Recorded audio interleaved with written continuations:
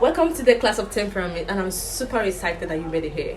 So guys, we're going to be looking at temperament and the 4 kinds of temperament. Okay, normally temperament is a very broad topic. It's very broad. Okay, so looking at temperament and the 4 kinds of temperaments will make this video a long one. So in order to shorten our video and make it more interesting, I'm gonna be randomly picking the type of temperament to talk about today and checking the marital compatibility. Do you get? So how do we do this? I've already written out the types of temperament on a piece of paper like this. On a piece of paper there are 4 types, so I've written it out, and I don't know the one I'm gonna talk about. So guys, I'm going to play music here, then I will turn this book around. I'll turn this book around. Guys, since there's no one here, I'm gonna do it by myself. Let's just do it. Okay, this is how we're gonna do it. I'm gonna play music, so while the music play, I'm gonna dance. Then dancing and trying to rotate, like rotating this book. We have the 4 types of temperament written out already. So while I dance, looking at you, whenever I feel like, I'll end the music and then randomly pick one. I don't know which one to pick, but I'll just pick. So Faith will tell us the type of temperament you talk about now. Okay, so after picking, I'm gonna show you guys the first type of temperament, then do it for the second round. Then once we select 2, we are done, so you can move into the next thing. Okay, let's play the music and randomly select. Okay,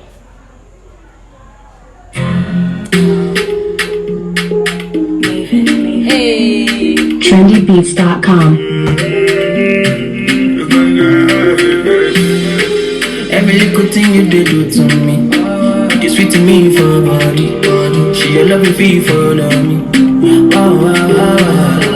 Yeah, bold and make I go crazy.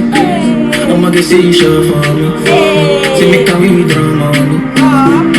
Oh my, no good down. Me can carry your luggage.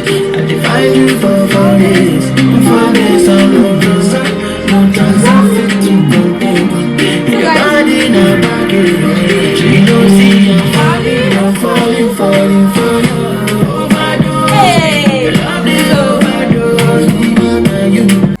The music has stopped, so I'm going to be randomly picking. Let's see. I'm gonna close my eyes. Hope you can see my eyes and see it when closed, right? Okay, it's closed. So I'm gonna be picking one. What is this? So, guys, we have Sanguine here. Can you see it? I don't know how you can see it, but we have Sanguine. So Faith have chosen Sanguine for us. Let's see. Let's get to the second round of the music. Turn it out. All right. Okay. Play the music. As you not get DJ now, make I be your own DJ at the same time. Shit, man.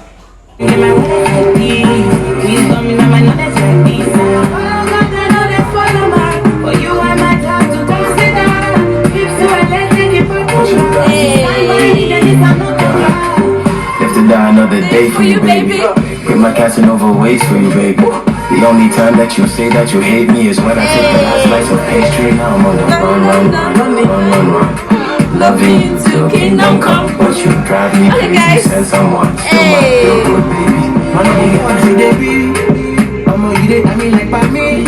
Guys, it's time to pick. Let's just pick randomly as usual. Okay. See my eyes closed, right? Let's just pick. I don't know what's this, but let's try and open. Guys, what we have here is melancholic. So if you're melancholic out there, you should be very lucky that we are gonna be talking about you today. So we are gonna be talking about these 2 temperaments, sanguine and the melancholic. All right, so okay. I'm also a melancholic, so let's see if a melancholic can actually marry sanguine. If you don't know your temperaments, I'm gonna be listing them out, like the possible characteristics. So know if you are one of these, and know if you can actually end up with one of these. Okay, If it's compatible, we know, we tell you. If it's not compatible, we also tell you. All right.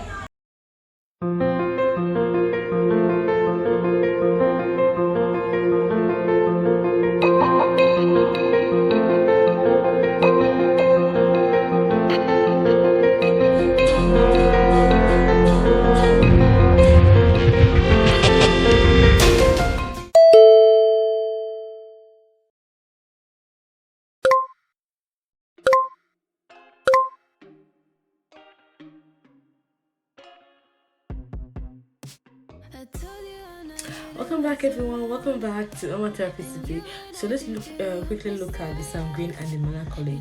But before then, let us define temperament. What is temperament? And to a layman's understanding, what is temperament?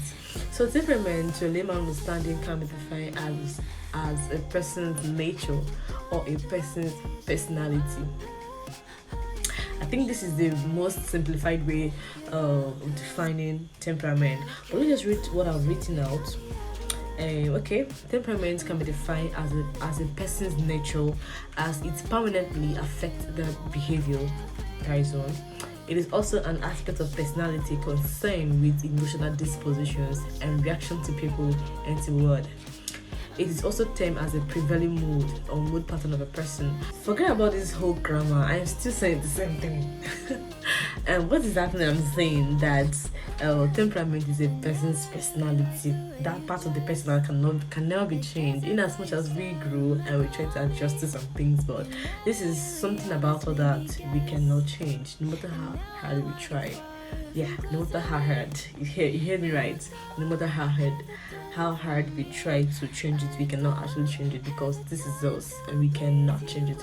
Even at most people that come into our life try to make us change. Yeah, someone can actually make you change, but not really changing you totally. Someone cannot make you to change totally. You cannot even make yourself to change totally. Someone can actually make you to be conscious. You do get to be conscious of what you do, to have self-control, okay, and to adjust to some things, but not really changing you totally. Do you get? So temperament is a person's personality. I think this is enough. Coming to relationship and marriage, coming to road to marry, it is very, very important that you do not let love blind you. Do you get? Don't let love stop you from seeing things you should see and run, or things you should see and stay. You know, most of the times I see young people saying, I love him, and for the fact I love him, I'm getting married to him. It's never bad for you to love your partner. I mean, for you to be crazy in love with your partner to be, but it is also important that we let you know that love is not really enough. Most people spend time checking blood tests, genotype, rhesus factor, HIV, and all that, forgetting about temperament and personality. I think the personality should be one of the things they should include there as most thing to watch out for. How do you figure out a toxic man? From his personality. How do you figure out an easygoing person? From his personality. How do you figure out a hard person, a hard type, from his or her personality? Okay, look at this. How do you figure out an authoritative man? From his personality. How do you figure out a wife beater? From his personality. So you cannot get all these things from blood group, genotype, HIV test. So personality is one of the biggest things, and most of the time you may even stay with someone for years and still not see those things that we are supposed to see. Probably because maybe the person has money, or because you are in love, because we are in love. So love can actually make you not to see things you are meant to see, and money can actually make you see or not to see things you're supposed to see. So in any of the cases, it is very, very important you know what temperament is. So no matter anybody's character or temperament, no matter anybody's, any man's, any woman's, anybody behavior, we have been categorized into 4 temperaments. So first of all, we have the sanguine, we have the melancholic, we have the other one. So but we're going to be talking about the sanguine and the melancholic. So I'm going to be listing the detectable characteristics of sanguine first. Let's look at the characteristics of sanguine. So as I'm listing this now, you're going to be running a self-examination or text or whatever with you. So I'm going to be listing out what they can be seen doing. All right. So you check if you're under this temperament. Let's go. Looking at them, they are one. They are optimistic. They are social. They associate with people. They are so social. Yeah, and also they have this element of air. You know, when something is associated with an element of air, it means that they are always open-minded, they are tolerant, they are non-judgmental, and are good at making people open up to their creativity. That is one of the characteristics of sanguine. So if you're under this, if you know that this is what you do, you're always free with people. Where you discuss, you make friends easily, you're non-judgmental, you don't judge people by their look, whatever. Just know that you're a sanguine. So as a sanguine, how do you figure out your best partner, the best person for you, a person that you will stay and you won't get pissed off, or a person you will stay with and you won't get tired of the person? Let's find out. First of all, let's look at the melancholic and see if we can be compatible, right? So the melancholic, they are always analytical. Yeah, they are always quiet, and they are associated with the elements of earth. When something is associated with an element of earth, that means that person is too quiet. Like, they don't like trouble. They are always methodical. They are patient. They are reliable. They are careful, and they are hardworking, and they are structured. This is just me. I'm not trying to help myself, but this is just me. So, for the melancholic, these are their possible and detectable characteristics that you can actually find in them. The question should now be, how do we run the compatibility test? We don't run it like the doctors in the hospital. Nah. We don't run it like family, or just, we run it as relationship experts. In relationship world, how do we run compatibility test? Because it's relationship, and because it's something about choosing who to marry, bringing a lot of people in the world, like betting nations, that your children are your nations. So when it comes to betting nations, how do we check or run the compatibility test? We check their reflection. We check its reflection on your children. So let's look at a man that is easygoing, a man that is social, and a man that is friendly enough. Getting married to a woman that isn't friendly, if an opposite, to get. Let's see their reflection on their children. Before looking at the reflection on the children, I want to jump this. Let's look at the reflection of the two partners. So when a sanguine marries a melancholic, what are the possible problems? What are the possible challenges that they may have? One of their major problems is going to be misunderstanding. Yes, because they are going to have a different definition towards life, towards happiness, towards this, towards that. And maybe to a sanguine, true happiness is when you have a lot of friends, when you communicate with a lot of friends, when you impact people, when you try to, help out. There's some people that find peace and joy in helping people out.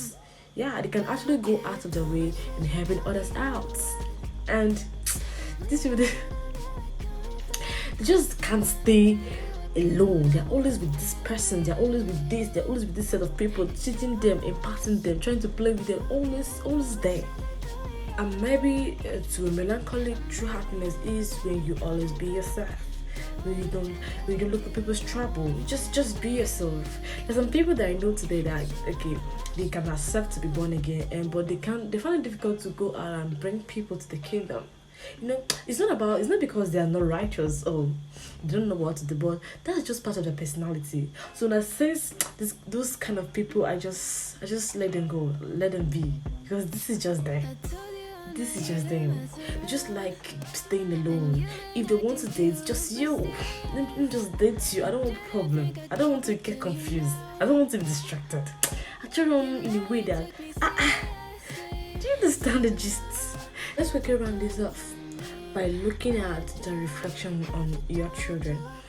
Okay, let's just try and be more analytical and more practical. You imagine yourself being a father, a mother to someone, let's say a parent. Would you rather choose to have kids that are always intimidated outside, kids that they are always quiet outside, kids that can't even defend themselves outside? Yes, because if a melancholic gets married to a sanguine, trust me, if you have 3 children, 1 or 2 of them is going to be like the melancholic. They can be easily bullied. Yeah, they can be intimidated. They can't defend themselves. And these sort of people, during this childhood period when some stupid men will try to molest or harass children, when you have such melancholic kids, they can't tell you anything. They can open up. They won't tell you, daddy, this guy did this to me, daddy this happened, daddy that happened. So these are the possible problems or possible things you're gonna find in children like that. So as per the sanguine, when you have kids like that, as sanguine, you have kids that are smart, kids that are outspoken, kids that can talk, they can defend themselves, kids that is open-minded to people, kids that can actually report to you, give you a detail of what really happened when you are not around. But aside that, when you have a melancholic kid, you are going to have children or kids that are always themselves. They always love themselves. They're always quiet. They don't like trouble. They love peace.